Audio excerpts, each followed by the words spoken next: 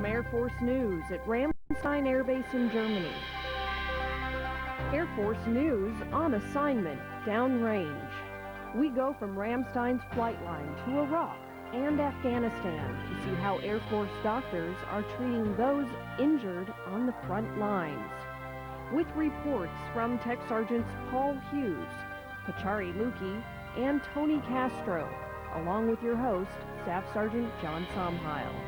It is perhaps our most noble mission, taking care of those sick and injured from Operations Iraqi Freedom and Enduring Freedom, and bringing them home.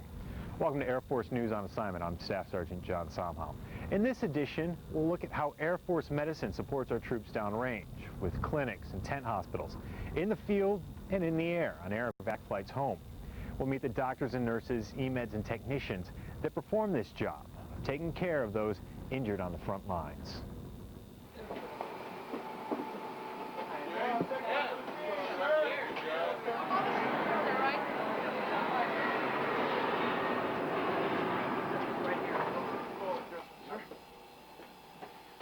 It's about an hour before dark. An air evacuation team based at a Ramstein Air Base in Germany is packing up for a run. Tonight's mission is to Baghdad, where patients from all over Iraq are gathering to make the trip to Germany. Doctors, nurses, and med techs make up the air evacuation team, each especially trained to care for patients in the air. I have flown OEF and OIF missions for the last year and a half, and personally I think the operation here is outstanding. You couldn't ask for a better crew, a better operation. Extremely good teamwork going on constantly, good attitudes, and everyone wants to do the best job they can for the missions and for the guys and the girls and the women downrange. Waiting downrange are about 20 patients. At least that's the latest information. The team gets a full briefing on whom they'll pick up and their medical problems, but that information is volatile. We're used to it changing because we have flown downrange a lot, and the mission always constantly evolving and always changing, and the patient load is always jumping up and down. We don't know what to expect in terms of critical care patient or just a regular, broken ankle or something like that. So we always had that little bit of we don't know what's going to happen, and as soon as we get there and we start working, it all just becomes a real natural flow for us.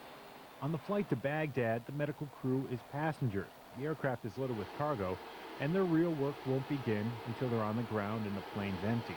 So for now, there's nothing the medics can do but pass the time. When we're deadheading down, we're trying to relax because our mission could be 10 hours just trying to get back. The most dangerous parts of the mission are landing and leaving Baghdad. The plane has to fly low and slow, making it an easy target.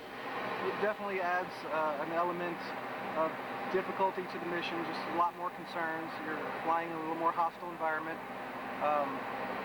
So there's precautions we take as an air crew, how we fly the approach. So the plane goes dark, both inside and out. The flight crew waits until the last minute to descend, then drops out of the sky. The engines are pulled back all the way to idle, and they turn in an unpredictable pattern. Sometimes it does get trying. We've landed in just before the airfield got mortar attacked or something like that, and they tell us that, and it doesn't calm us our nerves that much, but it's exciting work, and we do enjoy it. Sink rate. They call it a combat landing. 50, 40. Sink rate. 30. It's fast and can be nerve-wracking, but it's the safest way to land here. Welcome to Baghdad.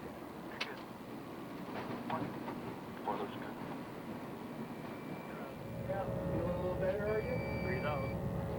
There you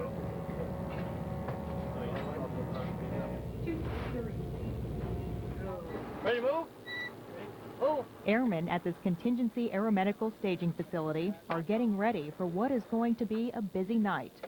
A convoy of Humvees carrying injured soldiers arrives, victims of one of scores of homemade bombs that continue to take a toll on coalition forces in Iraq. Just kind of hit the passenger side and then shattered the windshield and embedded it in my seatbelt. Shortly after the patients are unloaded, an Air Force C-130 arrives with more patients. Injuries range from those sedated because of the extent of their injuries to the walking wounded. We had an IED attack in Baghdad this morning. We have about 40 patients. some from C-130 from other parts of Iraq, and just some from downtown. This operation stabilizes the patient so they can be medevaced to Germany or the United States for extensive medical treatment. It can handle up to 100 patients for 3 days. First Lieutenant Jennifer Walter began her medical career in an emergency room. But working here, according to Walter, is a wake-up call. I've seen, injuries and wounds and death before, but this has definitely affected me unlike anything else. Nothing can prepare you. Some days are harder than others.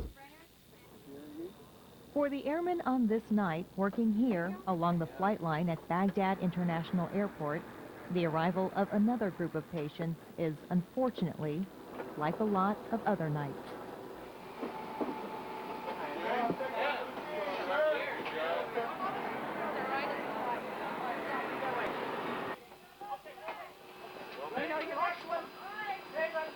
Ready? Move! Where you putting CCAS equipment? In Baghdad, the hospital staff briefs the crew on the patients they'll take back to Germany. No one's surprised that the number of patients has changed again.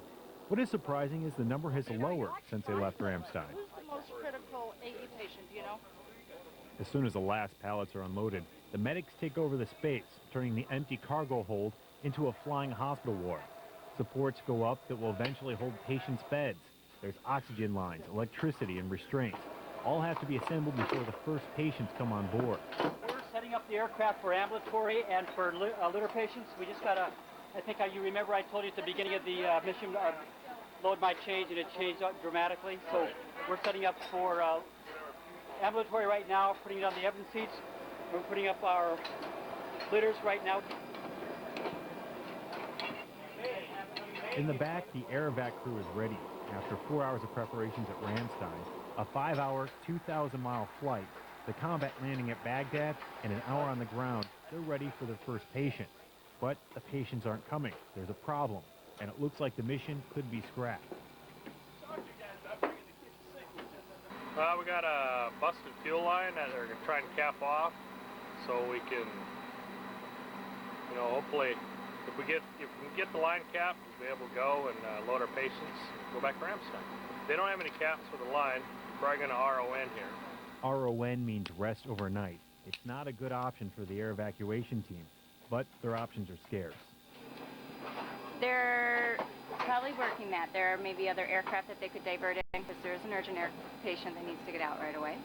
But if they're not able to divert an aircraft in, then we'll have to spend the night here. Getting another plane is ruled out. Plus, there's another factor that's quickly becoming a problem: time.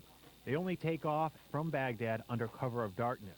If the plane's not fixed and the patient's boarded and ready to fly soon, they won't be able to take off. Then the air and medical crews will have to stay in Baghdad at least until tomorrow night. And their patients, including 2 people in critical condition, have to wait another day for the advanced medical care they need. It's an urgent situation, but all these medics can do now is wait.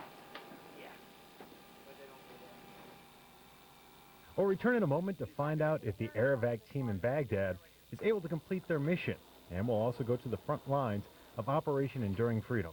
Stay with us.